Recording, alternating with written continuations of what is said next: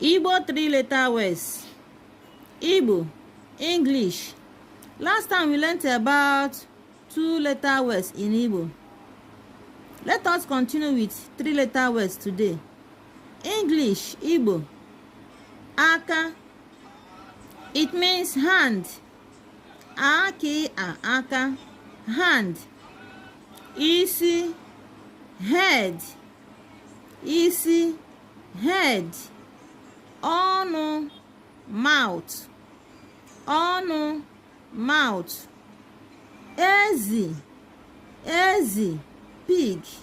Ezi is a name of animal. Ezi, pig. Eze, king. Eze, king.